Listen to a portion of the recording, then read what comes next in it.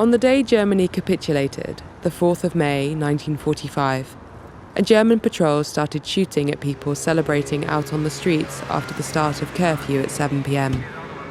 A bullet struck Siggy Mendels, a Jewish boy who had ventured outside for the first time after hiding for years. 8 months later, he died of his injuries. The Germans had imposed a curfew at the start of the occupation. No one could be out between midnight and 4 a.m. Only members of the air raid service were allowed outside. From September 1944, the curfew started at 8 p.m, sometimes 7 p.m. as a punishment. The Germans hung up placards stating that anybody out in the street could be shot. And that is a clip from Occupied City. Steve McQueen, Bianca Stigter, welcome to the programme. Thank you very much, Steve, for coming in. Pleasure. Bianca, we start with you, I think, because it's your book which begins this story, Atlas of an Occupied City, Amsterdam, 1940 to 1945. Can you, as this movie starts with that book, I think, can you just introduce us to what you were trying to do with that? Yeah, the book is a kind of guidebook to the city of those years during the Second World War. You could also call it a kind of time machine on paper that tells you all the things that happened and especially where they happened, because Amsterdam is very much a city where you can see certain parts of history very well. For instance, the canals were built in the 17th and 18th century, so that history is visually very present. But the Second World War happened in those kind of buildings, so you can't really see it. And for some things, of course, monuments are built, but a lot of things people don't know what actually happened in certain buildings. So I thought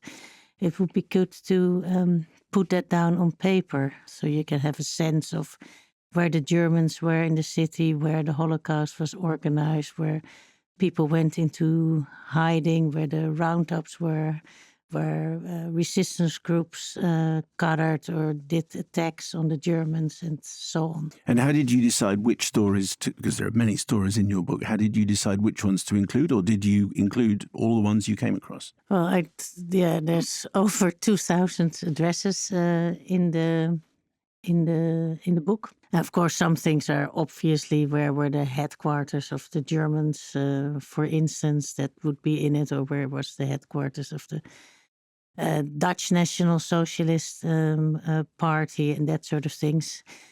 But yeah, there's of course a lot of smaller stories and details that you really have to decide, okay, there was something extraordinary happening here in Amsterdam. That was the most important criterion. Steve, at what point did you think that this book was the basis for a film? Well, that wasn't the sort of starting point for me. The starting point for me was that when I arrived in Amsterdam, that's actually where I met Bianca, who was we became partners and she became my wife eventually. But when I first got there, what was so shocking, well, I'm I'm growing up in London. It's a city with obviously huge and a massive past. But for me, the sudden recent past of the occupation by the Nazis in Amsterdam, it felt like I was living with ghosts because these narratives occurred all the time around me. And to a certain degree, it got to a point where I felt like I was living with ghosts, that there were two narratives going on at the same time, two actual narratives. And I think one of the things which really cemented this to me was our daughter's school. It basically is where interrogations took place by the Nazis. And this is a place where my daughter was going to school. So the dichotomy and the images in my head of kids jostling, putting their rucksacks into their lockers, parking their bikes, this was exactly the same place where people were sort of being interrogated by the Gestapo. And I think then I thought to myself, well, to visualize that, I thought, what happens if I found footage from 1940 and copied the images of that time? What I mean by that, because as a 17th century city, it wasn't bombed, you could reinforce the images one on top of the other because the buildings will be double imposed, so therefore they'll be sort of hardened in the image. But at the same time, you could have living the dead in the same frame, walking through each other at the same scale.